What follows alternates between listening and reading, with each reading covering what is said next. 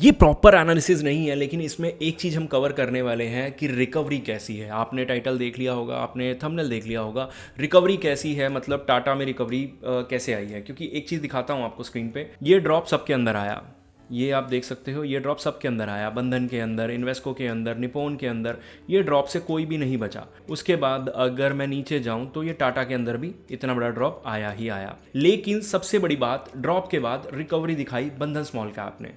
बंधन यहाँ पे था, ये फंड पूरा का पूरा कितना गिरा हुआ था आप देख सकते हैं, 3 पॉइंट समथिंग गिरा हुआ था 3 फरवरी को। लेकिन उससे पहले 2 फरवरी को ये फंड ऑलमोस्ट 7% गिरा हुआ था, और कैटेगरी एवरेज भी 7% तक नेगेटिव था। लेकिन 3% की ऑलमोस्ट रिकवरी आई, 3% से ज़्यादा की रिकवरी कैटेगरी एवरेज में भी और इस फंड के अंदर भी।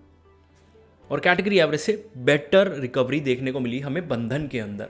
ठीक है, ये तो हो गई बंधन की बात, लेकिन कि बाकी फंड ने कैसी रिकवरी करी तो ये भी पता लग जाएगा। और सबसे बड़ी बात, टाटा, अगर टाटा ये वाले सिग्नल नहीं दिखा रहा, ये बहुत छोटे छोटे सिग्नल्स होते हैं, इनके बेस पे बाय या सेल नहीं किया जा सकता। ये सिर्फ आपको समझाने के लिए है, एजुकेशनल कंटेंट है।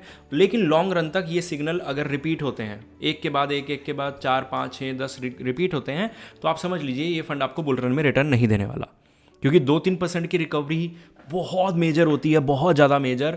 और 3% अगर बार बार होता रहेगा तो मतलब अगर 5 बार भी हो गया ना, ये वाली चीज़ जो हमें 3 फरवरी को देखने को मिली, 5 बार भी अगर हो जाती है, और बाकी टाइम मार्केट वॉलेटाइल भी रहता है, नेगेटिव पॉजिटिव नेगेटिव पॉजिटिव, और ये 3-5-6 दिन भी चले जाते हैं पूरे साल के अंदर, तो भी मार्केट 12 से 15% बहुत आराम से दे जाएगा। ये चीज़ समझना है। तो अगर उन 5 दिनों पे इसने अच्छा परफॉर्म नहीं किया तो फिर रिटर्न तो कहाँ, वोलेटाइल तो रह के नहीं निकाल देगा ये। तो यहाँ पे सेम चीज़ अब देखते हैं। इसके अंदर यहाँ पे हमें देखने को मिली कि 7%, ये बहुत ज़्यादा डाउन था, 7.5%। तो इसका नंबर कितना होना चाहिए? अगर मैं इसमें 3% की मिनिमम रिकवरी मान के चलूँ तो ये नंबर 4.53 तक होना चाहिए नेक्स्ट स्लाइड में। ठीक है, और 4.53 से कम है, बहुत अच्छी बात है। तो ये भी बहुत अच्छा कर रहा है इन्वेस्को रिकवरी के मामले में। निपोन की अगर मैं बात करूं तो यहाँ पे अगर मैं 3% की रिकवरी अगर मैं देखूं तो 3.13 या उससे छोटा नंबर होना चाहिए, लेकिन नंबर उससे थोड़ा सा बड़ा है तो कोई प्रॉब्लम नहीं है। अब बहुत से लोग इतनी डिटेल देखो, अब टाटा के बारे में सुनते जाना, अगर नहीं भी सुनना तो स्किप करके सुन लेना, लेकिन सुनते जाना, क्योंकि मेन वीडियो टाटा की ही है, इन सब का तो हमें पता ही था। ठीक है, लेकिन अगर उन लोगों को लगता है कि यार इतना हमारे पास टाइम नहीं है, नॉलेज नहीं है, और आपको फिर भी इतना डीप एनालिसिस चाहिए, डीप मैनेजमेंट चाहिए, तो आप हमें इस नंबर पे मैसेज कर सकते हो। और आपकी जो म्यूचुअल फंड फाइनेंशियल जर्नी रहेगी ना, म्यूचुअल फंड इन्वेस्टमेंट के थ्रू, वो काफ़ी ज़बरदस्त होने वाली है। किस तरह से, वो आप सिर्फ अपना SIP अमाउंट ड्रॉप कीजिए और हमसे बात कीजिए, और मैं बताऊंगा कि किस तरह से क्वार्टरली रिव्यू, लमसम अलर्ट और बहुत सारी चीज़ें, बहुत सारा बेनिफिट्स दे सकती हैं।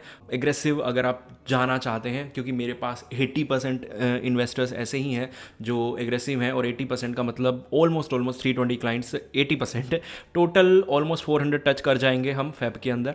और ये शायद दूसरी बार होगा, क्योंकि पहले भी हम 400 टच कर रहे थे तो मार्केट बहुत गिरा था। तो 20-30 क्लाइंट, क्योंकि बहुत से लोग पैनिक कर जाते हैं, तो पैनिक कर गए थे। लेकिन अगर आपको पता है कि ये ऐसा पॉइंट है जहाँ पे मार्केट टर्न अराउंड ले सकता है, तो SIP स्टार्ट करने के लिए, एडवाइज़र हायर करने के लिए इससे बेहतरीन समय नहीं हो सकता। चलिए अब वीडियो के अंदर चलते हैं वापस। तो ITI को हम चेक कर चुके हैं कि यहाँ पे 7.2 था, और मैंने ये ड्रॉप आपको दिखाए यहाँ पे कि बड़े बड़े ड्रॉप थे। रिकवरी के मामले में ये भाई साहब 8 माइनस अभी भी हैं। तो क्या ये 11 चल रहे थे उससे पहले? ये बहुत बड़ा क्वेश्चन मार्क है।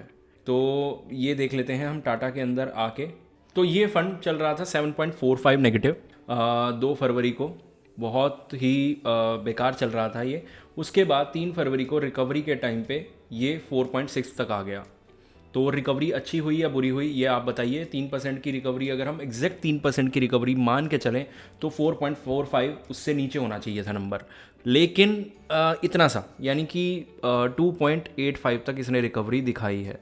तो अब इन 15 पॉइंट को हम कुछ नहीं मान सकते, ये तो इतना छोटा सिग्नल है कि बेवकूफ़ी होगा इसको कंसीडर करना। लेकिन फंड ने उस दिन 3 फरवरी को अच्छा रिटर्न दिखाया है, अच्छा बाउंस दिखाया है, तो हम उम्मीद कर सकते हैं। क्योंकि देखो, किसी फंड ने ना 6% का गैप क्लियर ही नहीं करा, बेस्ट से बेस्ट कवरेज भी 4% तक की रही है। बेस्ट से बेस्ट भी अगर मैं बंधन की बात करूं तो बेस्ट कितना था हमारा यहाँ पे 6.94 और 3.56, ठीक है।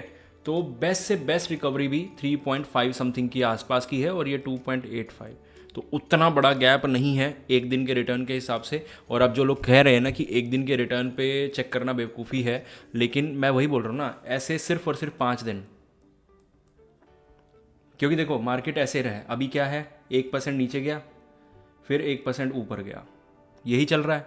लेकिन बीच में 5 दिन अगर ऐसे आते हैं, मार्केट 3% ऊपर गया, फिर यहाँ पे खेलने लग गया, फिर 3% ऊपर गया। हर महीने अगर 2-3% वाले दिन आ रहे हैं और हर महीने 2% का, क्योंकि ये ग्रोथ 2020 से पहले ग्रोथ ऐसे ही होती थी। वो तो 2020 के बाद का मार्केट अगर आप देख के बड़े हुए हैं, ठीक है, अगर आपका एक्सपीरियंस 4-5 ईयर्स से कम का है, तो वो वाली मार्केट जो रही है कि मार्केट में पैसा यूं बनता था, तो वो उस चीज़ में टाइम लग सकता है। लेकिन वो उन्हीं के लिए बनता है जिनमें पेशेंस होती है, जो ऐसी एनएवीज उठा सकते हैं जब एनएवीज चीप है। मैं टाटा की बात नहीं कर रहा, किसी भी फंड की बात कर रहा हूँ।